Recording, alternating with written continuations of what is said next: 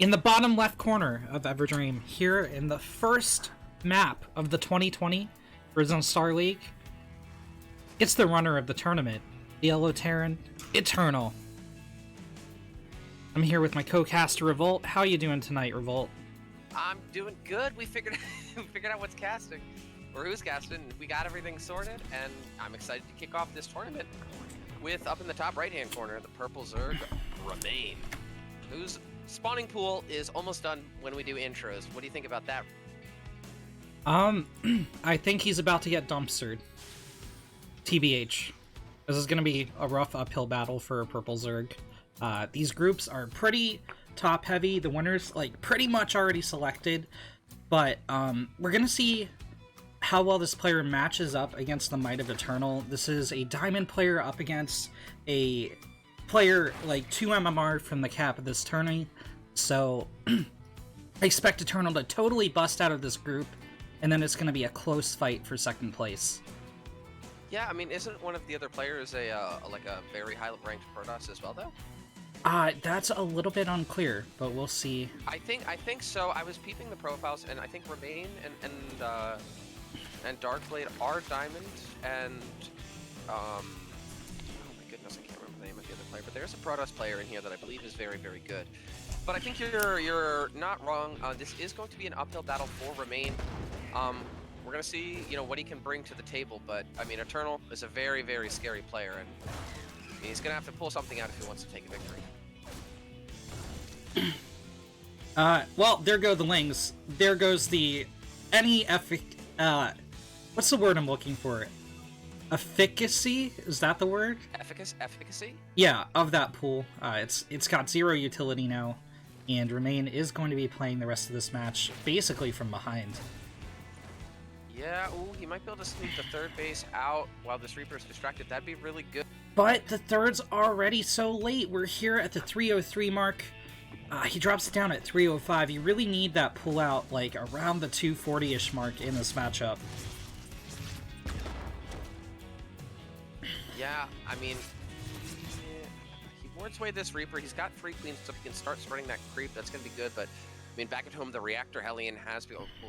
The Reactor Hellion Ghost has begun. Sorry, gotta be accurate here.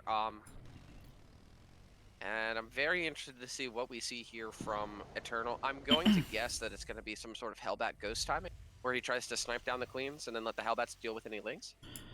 Yeah, especially, I think Eternal's going to meme out the rest of this game. He knows how ahead he is. Here comes the Hellbat Ghost timing. My god, what a way to open up the tournament. Yeah, I mean, if you want to start it off spicy, he certainly is doing that.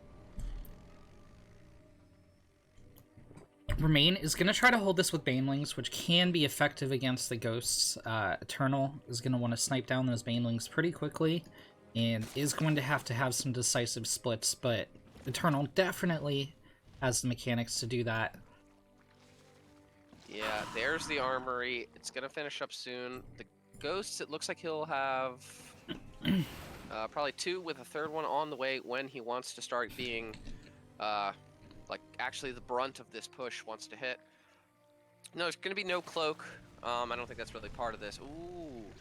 Actually, Remains kind of sharking around with some Zerglings here. He's looking to try and catch these Hellions out, and if he can get a sandwich, that could be very opportunistic for him, but he's going to try and catch the Hellbats, but good pullback there from Eternal is going to keep them alive. Okay, Remain was the Queen. Trying to go for a wall off here to deflect the Hellions. Unfortunately, he's not pulling his inject Queens to fight, so Eternal is just going to roll through this wall. He's in on the drone line, and this is going to be a massacre. Yeah, this is pretty brutal. He's not even making them into Hellbats, even though he can. The Lings are going to get cleared out. The Ghosts still are there to snipe those Queens. And Eternal, unsurprisingly, takes a very, very convincing game.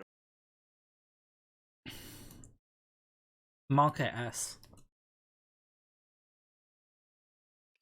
Monka S, indeed.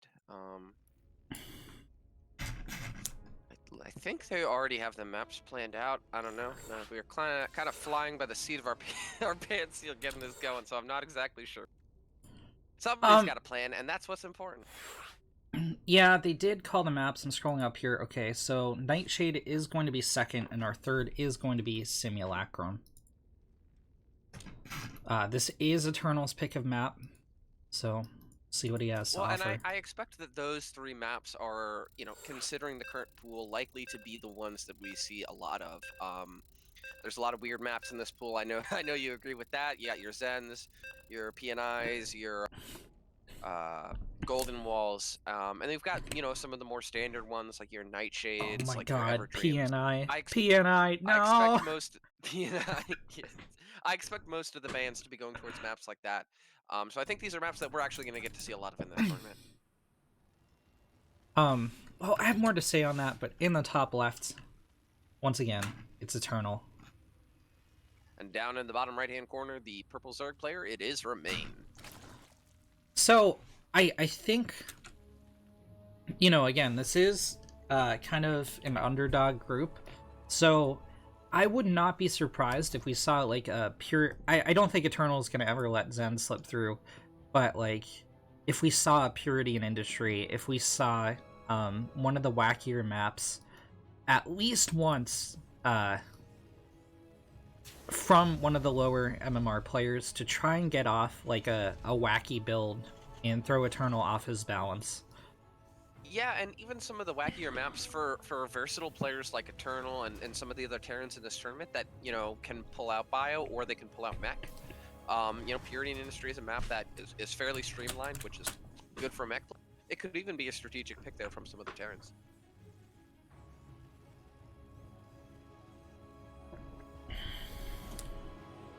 I really thought Eternal was going to 3-Rex this game, but he didn't. It's like Eternal's go-to. It's like, ooh, I want to just go 3-Rex.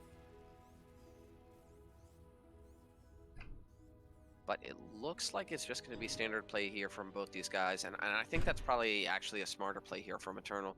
Whenever you're, you know, the player that's favored MMR-wise, I feel like it kind of behooves you to place a little bit more standard.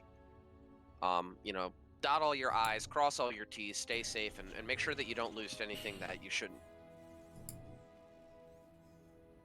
Okay, Eternal's getting the Reaper out. We saw how devastating the Reaper was last game with a pool first. Every Ling was summarily executed. So this time with a hatch first. We're gonna have to see how Remain deals with this. Yeah, certainly a more standard opening from Remain this time. Eternal sends the SCV to block the third. Man, I hate when Terrans do that. It's so annoying. Yeah, it's pretty standard on Nightshade, though, for Zergs to take the front third if that happens. It's just too far a distance to pull out the drone and engage with the Lings off creep. Your Queen takes forever to get to that third base. So Remain, though... Oh, loses 2 drones. He's trying to drop Spine Crawlers to save them as well. Eternal backs out. Oh. Yeah, that Reaper got 2 kills, so... I mean, still a pretty value Reaper, to be honest. I think we're gonna see a straight-up 2-base play here from Remain, as he didn't drop a creep to... Oh, okay, never mind. Never... He sends the drone out. He's gonna take a late third.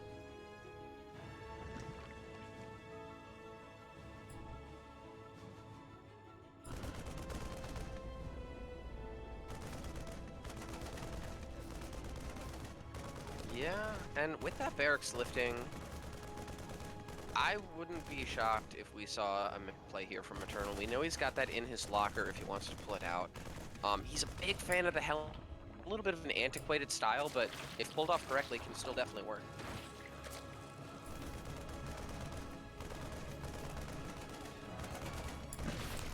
Remain will lose his Overlord here, so he has no ability to scout what the Terran's up to. I mean, if you know it's Eternal, you know he's gonna go Bio. You don't really need the scouting, but I'm not sure that Remain has that knowledge of the player. So... Well, I mean, Eternal, he jacked some Wrath memes towards the end of last year's RCS tournament, and he played some ZV or some TVZ mech game. Ooh, the Spire is down here for Remain, but it's gonna get scouted almost immediately, and that's pretty brutal. I mean, I feel like a Spire play here relies a lot on you know, being able to get into an unprotected mineral line, and with the Spire being seen, there is going to be no unprotected mineral line for him to get into. It's so far away as well. I mean, this Spire isn't going to be done till, like, 5 minutes, 36 minutes, and the Muta are going to take even longer, and then they're going to take even longer to travel across the massive map that is Nightshade. Eternal can just kind of take his time before getting up those missile turrets and getting out those Marines.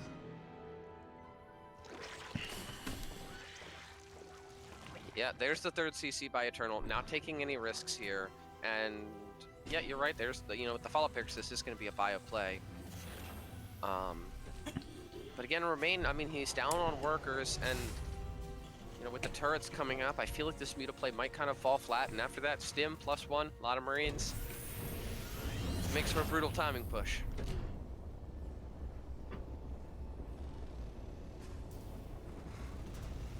I gotta say, I like his creep spread, though.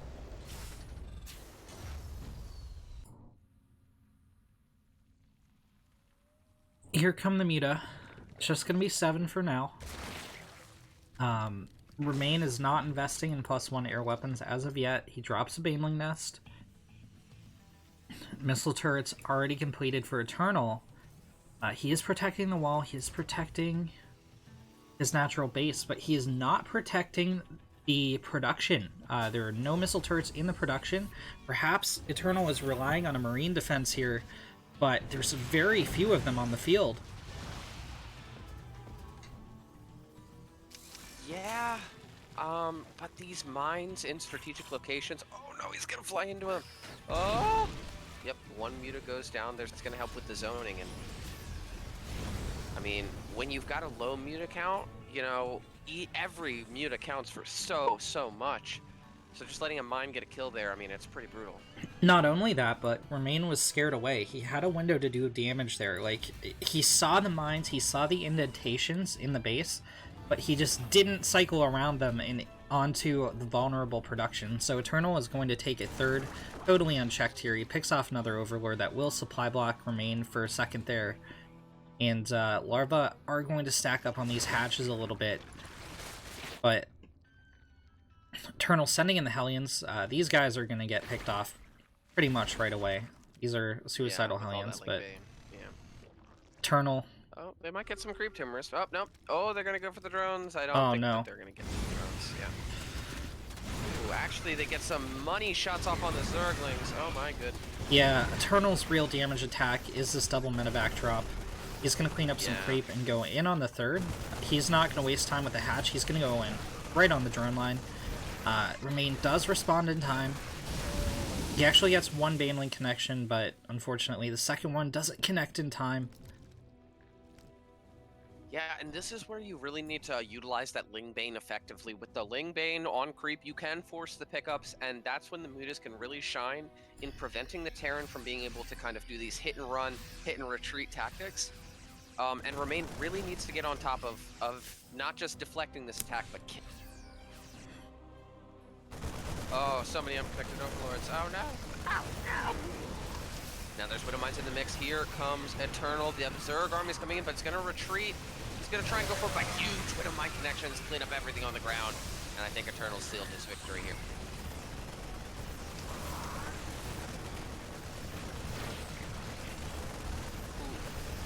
Down goes the third base. He targets down the drones as well. Widow Mine will finish off the last couple. Remain is rallying the last defense, but yeah, I mean, Eternal we predicted to kind of handily take the series, and he didn't disappoint. He showed up, and he showed up hard. And I mean, we know he's taken a break from the game, kind of of late, but I don't think that's true at all. He has several out of like all the counts that he's been practicing, so I think this is an in-shape Eternal that we're going to be seeing here today. Well, it certainly looked like one, because I mean, he put on some great play there. It certainly did. GG, well played, and it looks like